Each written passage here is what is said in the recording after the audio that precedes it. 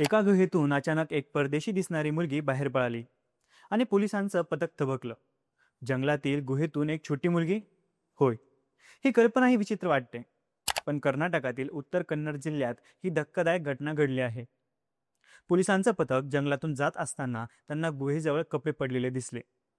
थोडं पुढे गेल्यावर एका विदेशी चेहऱ्याची मुलगी अचानक त्या गुहेतून पळत बाहेर आली.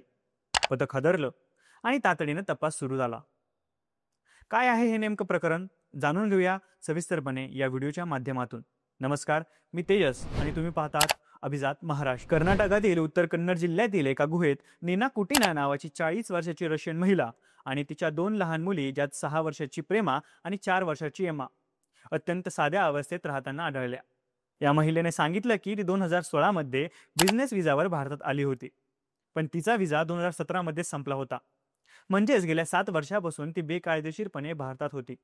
पोलिसांनी जेव्हा अधिक तपास केला तेव्हा तिथे नूडल्सची पॉकेटं, काही भाज्या आणि लाकडं जाळून अन्न शिजलेले अवशेष आढळले.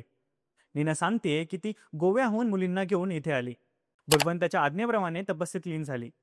तिचा दावा आहे की भगवान कृष्णाने मला ध्यानासाठी पाठवलं आहे आणि पोलिसांनी तिला विठ्ठलाच्या मूर्तीची पूजा करतानाही पाहिलं. तपासात असंही समोर आलं आहे की तिचा पासपोर्ट हरवला नसून फॉरेनर रजिस्ट्रेशन ऑफिसने तिला एक्झिट परमिट दिलं होतं. तरीही ती भारतात राहिली.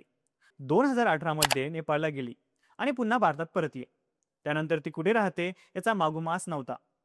याबद्दल बोलताना या रशियन महिलेने सांगितले की मला आणि माझ्या मुलींना निसर्गाच्या सानिध्यात आनंदाने राहता येत होतं. आम्ही इतक्या जवळून निसर्गाचा मुक्त आस्वाद घेत होतो. मी माझ्या मुलींना काही उपाशी पोटी मारण्यासाठी जंगलात घेऊन आलेले नव्हते. मी आणि माझ्या मुली जंगलात त्या गुहेत खुश होतो. आम्ही ज्या गुहेत वास्तव्य करत होतो ती गुहा जंगलाच्या निर्जन भागात नाही. आम्ही घनदाट जंगलात नव्हतो. आमच्या गुहेपासून एक छोटंसं गाव जवळ होतं. तसंच त्या ठिकाणी धोकादायक असं कुठलीही बाब नव्हती. निसर्गाच्या सानिध्यात राहणं, झऱ्याखाली आंघोळ करणं, रुचकर पदार्थ तयार करून खाणं हे सगळं आम्ही अनुभवत होतो. माझ्या मुलीही आनंदात होत्या.